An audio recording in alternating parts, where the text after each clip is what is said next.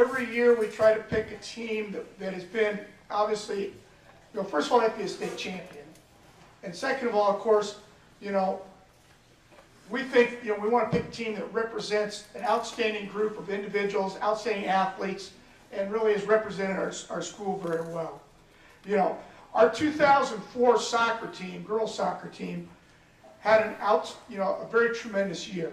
Again, the bio in the program, the undefeated season and nationally ranked and so on and so on. And again, just like I said earlier, not only tremendous athletes, but really good people. Concerned, they cared about each other, they were there for each other, they supported each other, they pushed each other, they held each other accountable so that everybody worked in practice. When it came game time, everybody knew what to do, and of course, they all played well. And again, I saw a quote somewhere, and I kind of made it fit, but soccer's a simple game. You got 22 girls who chased the ball around for 80 minutes, and at the end, Pius won. That's kind of how the whole season went. But what I'd like to do is I'd like to have Jeremy Eckler, who was the coach that year, have him come up and speak on behalf of the team. Jeremy, please. Tim told me I'm supposed to do 1 page per player on the roster. So we have till what, 7:30 or okay.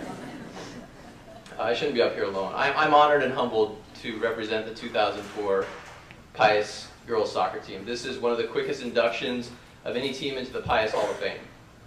And that's an extraordinary privilege for an extraordinary group of young women. I would also like to congratulate the other honorees. Mr. Rosberg, you're a legend. I remember seeing your name on the wall near the weight room, in the wrestling room. Mr. Churchill, another legend. But in a special way, I'm proud to share the night with the Nigro sisters because I actually recall your dominance from my own days as a student athlete at Pius. I think Coach Howard once told me I should quit pinning butterflies and start getting to work like the Nigro sisters. So I still pin butterflies, but they embody what it means to be a Thunderbolt. You guys really did. And fittingly, I think this group of girls is a group you'd be proud of as well because they took your tradition, your legacy, and elevated it. So I'd like to talk a little bit about this. Like Coach said, my name is Jeremy Eckler. I have a lot of ties to the diocese. I'm currently the principal at Cathedral of the Risen Christ. In the past, I've held 2 coaching positions and teaching positions here. A little baseball, a little softball, a little soccer. And I'm here tonight because from 2002 to 2007, I was blessed to be called coach for the Pius girls soccer program. This era included 2 state championships, 2 runners-up, 2 national rankings by Adidas. We had the Gatorade Player of the Year, Carly Peets, dozens of college athletes, a record number of all-state, super state, and all academic honors. And something people kind of overlook is that 2 of our players went on to represent their countries. Carly Peets played at the national level for the USA, and Alexa Cardona played for Puerto Rico. So we had a lot of talent. This team also began the 2nd longest winning streak in Nebraska high school history. So in my book, tonight's honor is a tribute to a girls soccer program in an era as much as it is to the 04 team. But I'd like to discuss the 04 team in particular. That's what we're here for tonight. And it's time to be transparent. I took Pius girls soccer job because it came with a teaching job. I was 24 years old, I was broke, and Father Morin told me, Jeremy, you can teach at Pius if you coach girls soccer or oversee the dance team. And I actually knew some girls, and I once played soccer, so I was like, let's do the soccer thing. I need a job.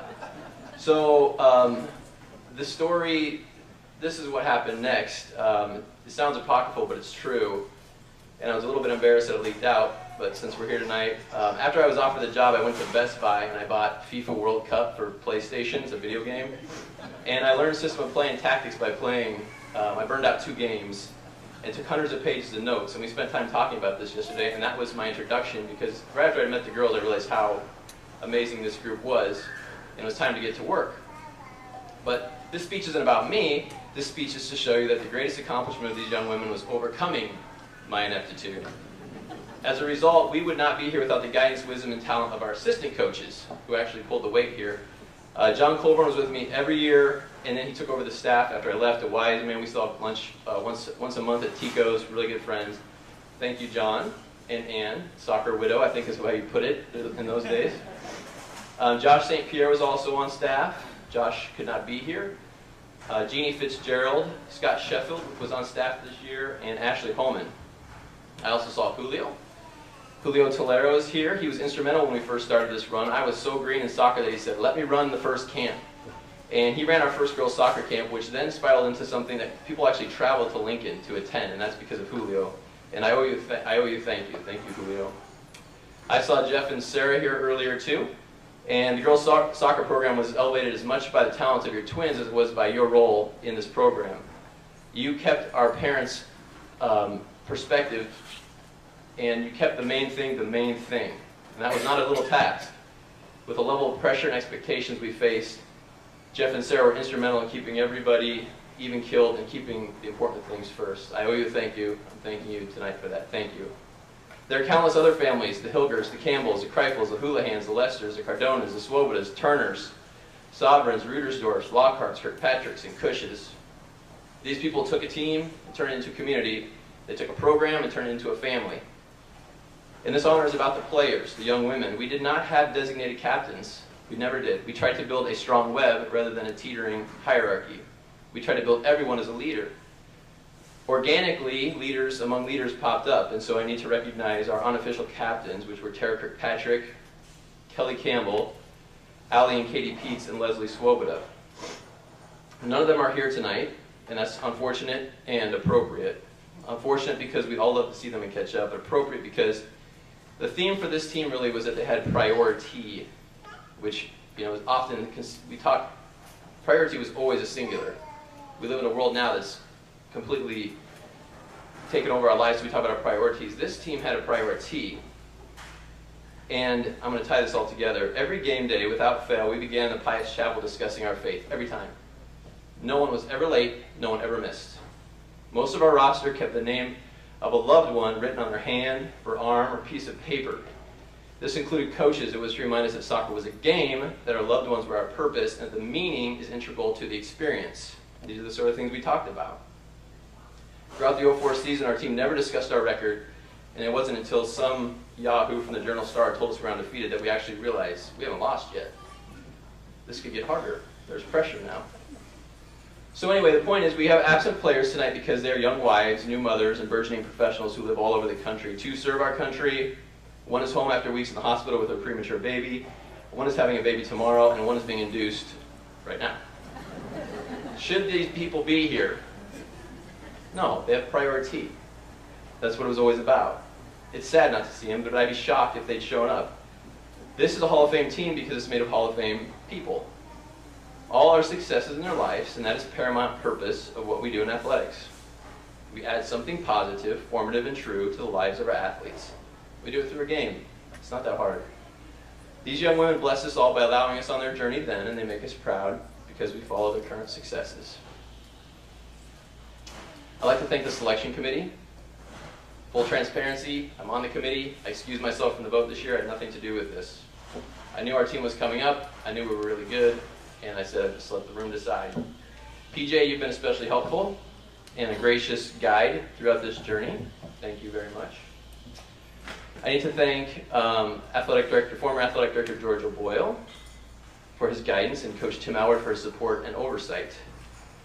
Much of the coaching direction used to raise the girls' soccer team to this level came from the shared wisdom of my days coaching baseball under coaches Jim Hansen and Troy Sharp. And I've got to point out Jake. Jake, your volleyball program was the bar that the rest of us tried to reach. Early morning workouts, the approach, what it meant to be a female athlete. So your program showed us what commitment, hard work, and resilience look like. Resilience. If you play for Jake Moore, you got to be resilient. And so we owe a lot of our success to you, Jake. Thank you. And next, I thank the Pius family. I've been blessed to have lived in some amazing cities and communities. This has given me perspective and credibility, and I determined that Pius is special.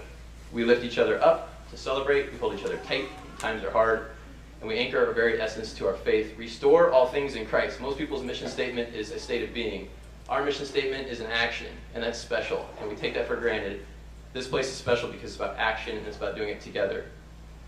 In closing, I thank and we thank all the players from the Pius girls soccer team from this era. in a special way the 2004 team for their influence on Thunderbolt athletics and Nebraska soccer lore. Still a team people talk about throughout the state. It is completely fitting and proper that this group is inducted as a team. There is something quite special about a collective unit being recognized despite all the individual talents. I wouldn't want it any other way. Girls, I recall how proud you were to hang our banner in that gym in '04. Tonight, I think we're just as proud to hang a plaque on that wall because we are now and forever Thunderbolt Hall of Famers. Thank you all, and God bless.